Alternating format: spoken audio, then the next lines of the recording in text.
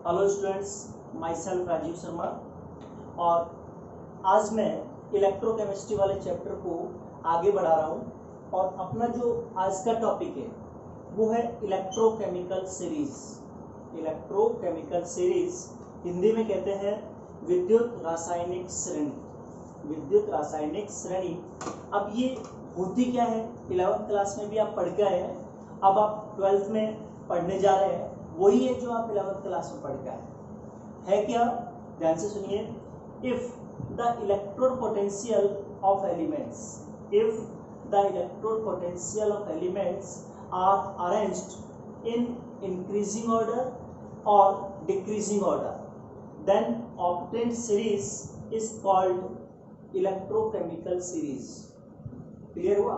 दोबारा सुन लें कि जब तत्वों की इलेक्ट्रोड पोटेंशियल, तत्वों की इलेक्ट्रोड पोटेंशियल यानी विद्युत इलेक्ट्रोड विभव, जब तत्वों के इलेक्ट्रोड विभव को हम घटते हुए क्रम में या बढ़ते हुए क्रम में व्यवस्थित करते हैं तो हमें एक श्रेणी प्राप्त होती है।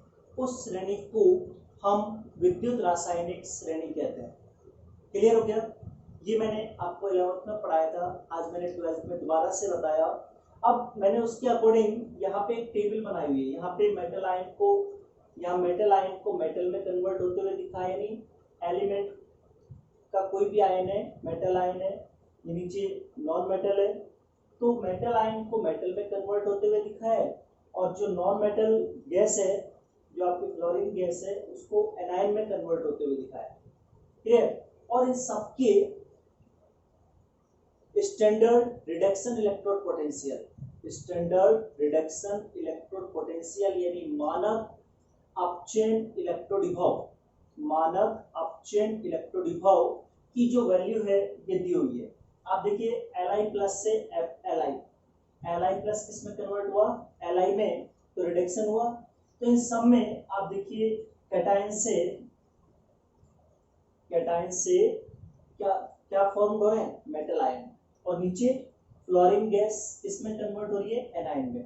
तो सारे प्रोसेस में इलेक्ट्रॉन को गेन किया जा रहा है, इलेक्ट्रॉन को ग्रहण किया जा रहा है। तो ये सारे प्रोसेस किसके हैं? रिडक्शन यानी अपचयन के। ठीक है? और ये अपचयन जब कराते हैं तो स्टैंडर्ड इलेक्ट्रोड पोटेंशियल यानी स्टैंडर्ड रिडक्शन इलेक्ट्रोड पोटेंशियल, मानक अपचयन इलेक्ट्रोड विभव की जो वैल्यू है वो ये लिखी हुई है। जैसे Li प्लस से Li कन्वर्ट हुआ, इसके लिए वैल्यू है -3.05, -3.05। फिर Zn2 प्लस ऑब्लिक Zn से की वैल्यू कितनी है? -0.76 वोल्ट। Fe2 प्लस से Fe कन्वर्ट हुआ तो वैल्यू है -0.44 वोल्ट। Cd2 प्लस से Cd में कन्वर्ट हुआ, वैल्यू है -0.40 वोल्ट। CO2 प्लस से CO में कन्वर्ट हुआ, वैल्यू है -0.28 वोल्ट। Ni2 प्लस से Ni में कन्वर्ट हुआ, वैल्यू है -0.25 volt. Sorry, CO2 plus oblique CO यानी CO2 प्लस से CO बनने की वैल्यू क्या है? -0.28 वोल्ट। और Ni2 प्लस से Ni जब बन रहा है तो रिडक्शन इलेक्ट्रोड पोटेंशियल की वैल्यू कितनी है? मानक अपचयन इलेक्ट्रोड विभव की वैल्यू -0.25। तो आप नीचे जा रहे हैं तो देखिए जो रिडक्शन इलेक्ट्रोड पोटेंशियल है, मानक अपचयन इलेक्ट्रोड विभव है, उसकी वैल्यू बढ़ती हुई जा रही है। पहले नेगेटिव ज्यादा थी, नेगेटिव कम होती हुई चली गई, हाइड्रोजन पे आए तो 0 हो गया स्टैंडर्ड रिडक्शन इलेक्ट्रोड पोटेंशियल। तो याद रखना है आपको कि हाइड्रोजन का मानक अपचयन इलेक्ट्रोड विभव 0 होता है। तभी तो मैंने इसको रेफरेंस इलेक्ट्रोड की फॉर्म में बताया था आपको। SHE मानक हाइड्रोजन इलेक्ट्रोड वो इसी से बनता है, तो 0 है। फिर Cu2 प्लस से Cu बना, वैल्यू है +0.34। लास्ट में F2 से F माइनस का फॉर्मेशन हुआ, वैल्यू है +2.87 वोल्ट। तो ये कुछ एलिमेंट्स के रिडक्शन इलेक्ट्रोड पोटेंशियल, मानक अपचयन इलेक्ट्रोड विभव के मान मैंने लिखे हुए हैं। ये आपको याद होने चाहिए बेटा, केवल इतने से याद करना है, पूरी टेबल याद नहीं करनी है, क्योंकि कई बार इन पर छोटा सा न्यूमेरिकल पूछ लेता है। ठीक है? तो ये वैल्यू सीरीज आपने देख ली। अब इस सीरीज के कुछ यूजेस भी हैं, एप्लीकेशंस भी हैं। सारे एप्लीकेशंस ना करा के मैं 12th के जो इम्पोर्टेंट एप्लीकेशंस हैं उन्हीं के बारे में बात करूंगा, बाकी आप 11th तो पढ़ चुके हैं। तो ध्यान रखना बेटा, इस इलेक्ट्रोकेमिकल सीरीज विद्युत रासायनिक श्रेणी को देखकर हम ये बता सकते हैं कि कौन सा एलिमेंट स्ट्रॉन्ग रिड्यूसिंग एजेंट है यानी प्रबलतम अपचायक है, और कौन सा एलिमेंट स्ट्रॉन्ग ऑक्सीडाइजिंग एजेंट है यानी प्रबलतम ऑक्सीकारक है।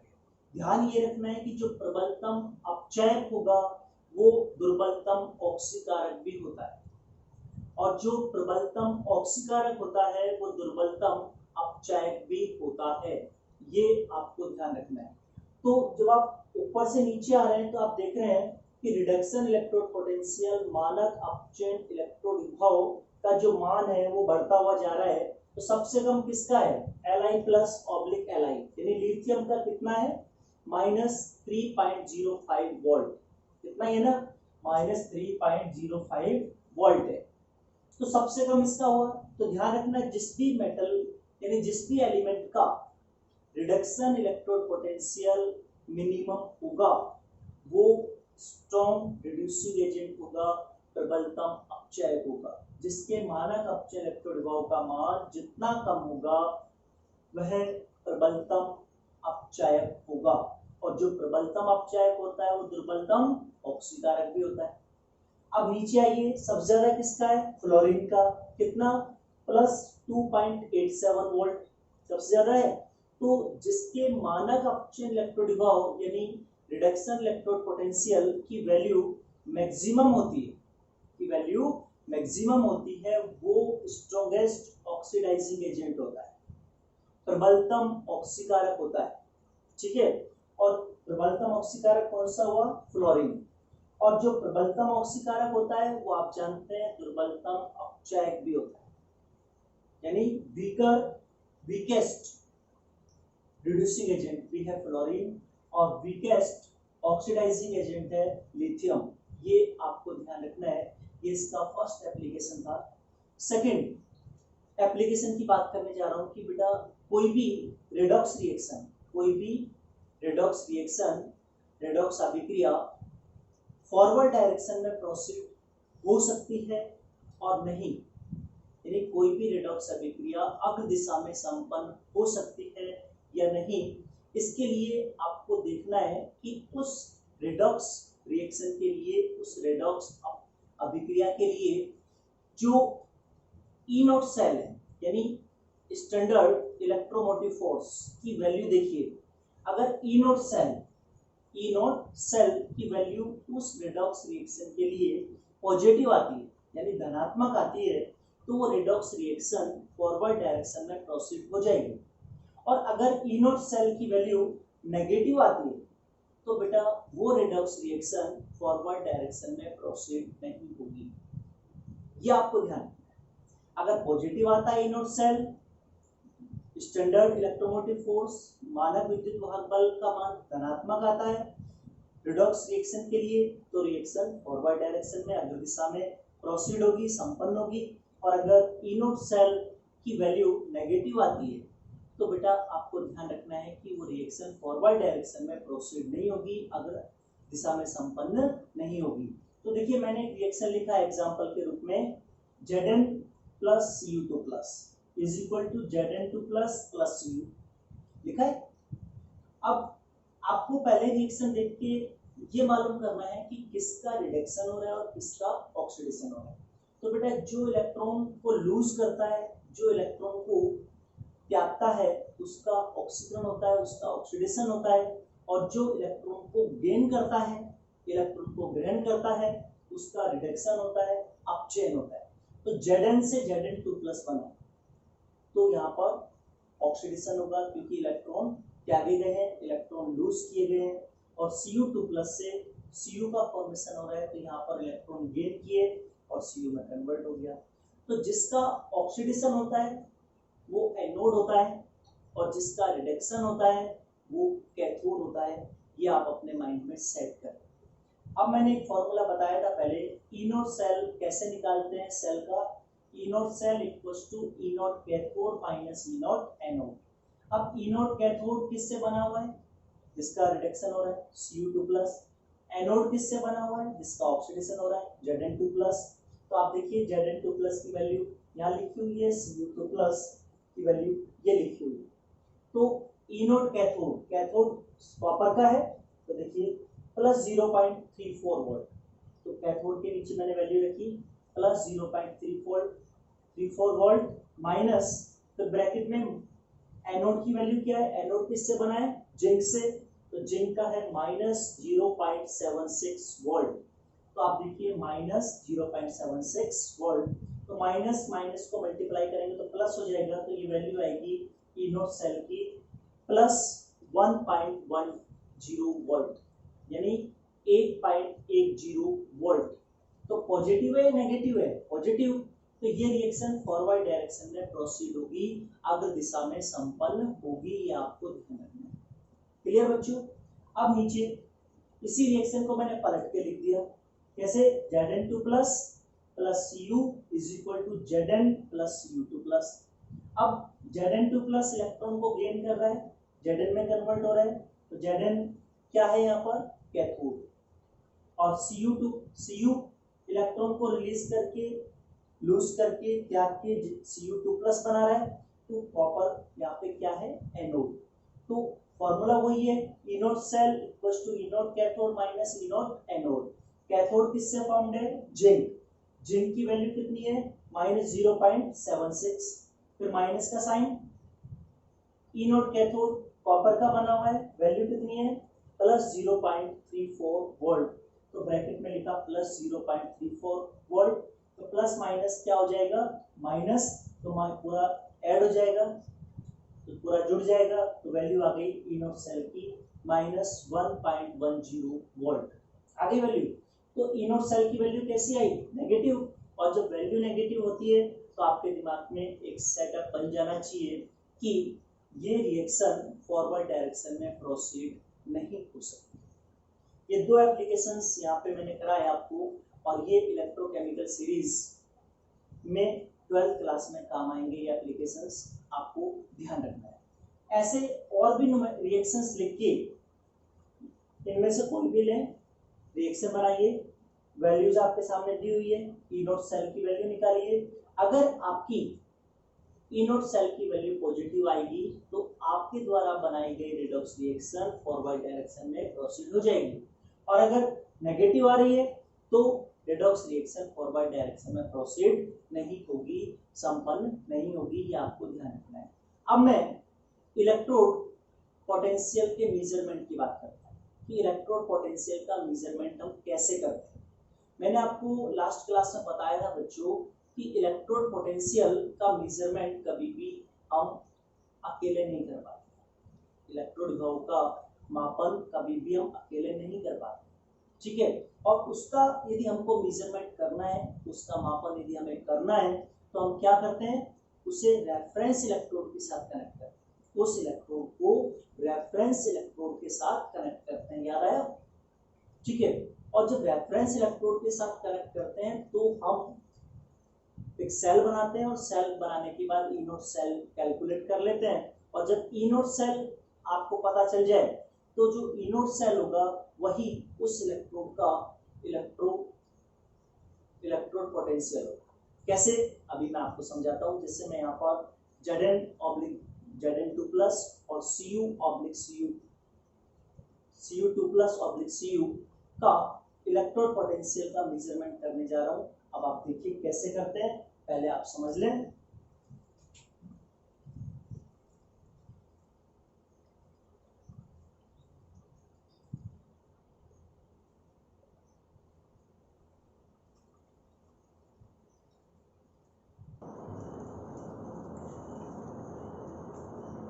तो बच्चों अब मैं जो अगला टॉपिक लेने जा रहा हूँ वो मेरा टॉपिक है measurement of electrode potential of zinc electrode. कौन से इलेक्ट्रोड का, जिंक इलेक्ट्रोड के इलेक्ट्रोड पोटेंशियल का मेजरमेंट करना है। उसके बाद मैं measurement of electrode potential of copper electrode, पहले जिंक इलेक्ट्रोड के इलेक्ट्रोड पोटेंशियल का मेजरमेंट करेंगे, उसके बाद कॉपर इलेक्ट्रोड के इलेक्ट्रोड पोटेंशियल का मेजरमेंट करेंगे। ठीक है, अब ध्यान दीजिए लास्ट क्लास को। लास्ट क्लास में मैंने आपको ये बताया था कि किसी भी हाफ सेल के इलेक्ट्रोड पोटेंशियल का अकेले मेजरमेंट करना इम्पॉसिबल है। सिंगल हाफ सेल के इलेक्ट्रोड पोटेंशियल का measurement can not be possible, ये पॉसिबल है ही नहीं। तो अगर आपको हाफ सेल के इलेक्ट्रोड पोटेंशियल का मेजरमेंट करना है तो आपको उसे किसी रेफरेंस इलेक्ट्रोड के साथ कनेक्ट करना पड़ेगा, किसी संदर्भ इलेक्ट्रोड के साथ जोड़ना होगा।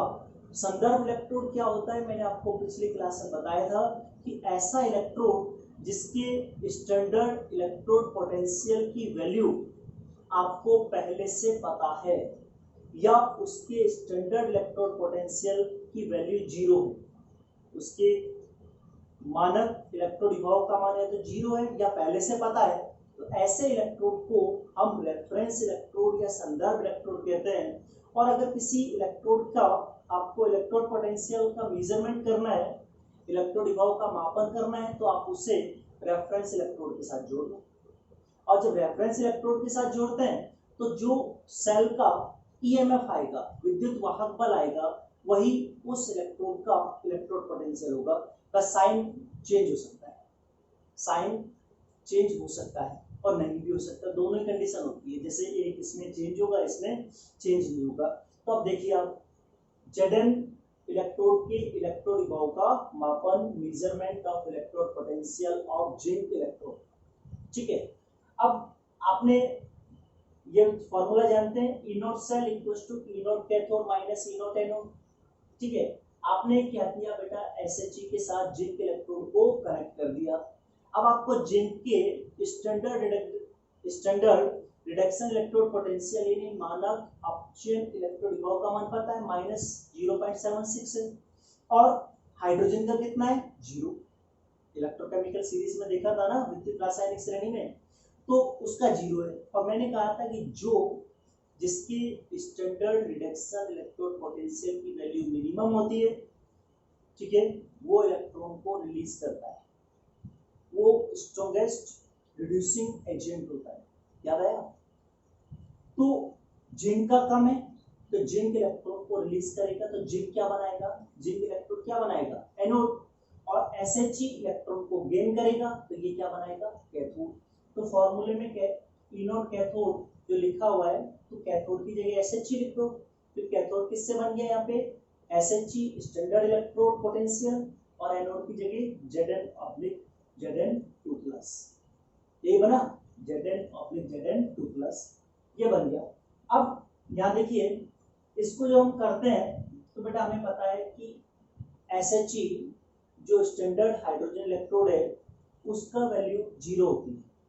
और जब ई सेल निकाला तो ई नॉट सेल आ गया 0.76 volt equal to 0 minus E nought Zn/Zn2+। अब इसकी वैल्यू निकालनी है तो माइनस को इधर लिया, तो ई नॉट Zn/Zn2+ कितना आ गया, माइनस 0.76 वोल्ट, माइनस 0.76 वोल्ट आ गया। तो माइनस इधर आ गया, तो मैंने कहा ना साइन चेंज हो सकता है, यहाँ प्लस में है तो जब इसका माइनस इधर आएगा तो ये नेगेटिव वैल्यू आ गई। समझ में आया? तो इसके रेफरेंस इलेक्ट्रोड के साथ इसको कनेक्ट करके हमने ई नॉट सेल की वैल्यू निकाली, वो क्या है, Zn/Zn2+ का standard reduction electrode potential. Clear हो गया? अब अपन बात करते हैं measurement of electrode potential of Cu2+/Cu, यानी अब आपको कॉपर इलेक्ट्रोड का इलेक्ट्रोड पोटेंशियल का मेजरमेंट करना है। तो इसको भी आप किससे कनेक्ट कर दें, SHE कर दें। तो SHE के साथ जब कनेक्ट करेंगे तो बेटा आपको मालूम होना चाहिए कि कॉपर का जो स्टैंडर्ड रिडक्शन इलेक्ट्रोड पोटेंशियल है, मानक अपचयन इलेक्ट्रोड विभव वो प्लस 0.34 वोल्ट है, और हाइड्रोजन का कितना है, 0। तो किसका कम है, हाइड्रोजन का। तो जिसका कम होता है, जिसका मिनिमम होता है, वो क्या करता है, इलेक्ट्रॉन को रिलीज करता है, और जिसका ज्यादा होता है वो इलेक्ट्रॉन को गेन करता है। तो SHE क्या बनाएगा यहाँ पे, एनोड, और कॉपर क्या बनाएगा, कैथोड। तो देखिए E not cell equals to E naught cathode minus E naught anode. तो E not cell equals to E naught C U two plus oblique C U minus E naught S H E. Cathode copper का बन गया, anode S H E का बन गया। अब जो हमने वैल्यू निकाली तो ई नॉट सेल की वैल्यू है 0.34 वोल्ट, ये as it is. S H E का कितना होता है 0, तो जीरो तो खत्म हो गया। तो E naught C U two plus oblique C U कितना आया प्लस 0.34 वोल्ट, प्लस 0.34 वोल्ट आ गया, आगे ना 0.34 वोल्ट आ गया बेटा। आया समझ में आपको? तो ये पॉजिटिव था तो ये भी पॉजिटिव था, ये नेगेटिव है तो इसको नेगेटिव कर दिया हमने। तो इस तरह से किसी भी इलेक्ट्रोड का इलेक्ट्रोड पोटेंशियल अपन मेजरमेंट कर सकते हैं।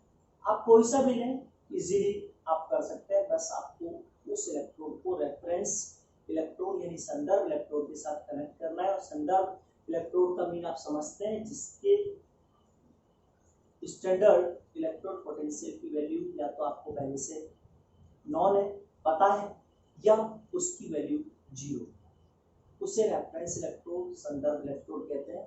तो बेटा आज का मेरा टॉपिक था। कल मैं जो बात करूंगा आपके सामने मेजरमेंट ऑफ इलेक्ट्रोमोटिव फोर्स, कैसे करता है इलेक्ट्रोमोटिव फोर्स की बात, वो मैं कल बात करूंगा आपके सामने। और आज से मेरे जो लेसन है वो कंटिन्यू आएंगे बेटा, कंटिन्यू देखना, ठीक है। और अगर आपको आज का टॉपिक पसंद आया हो तो लाइक करें, सब्सक्राइब करें, कमेंट करें। Thank you.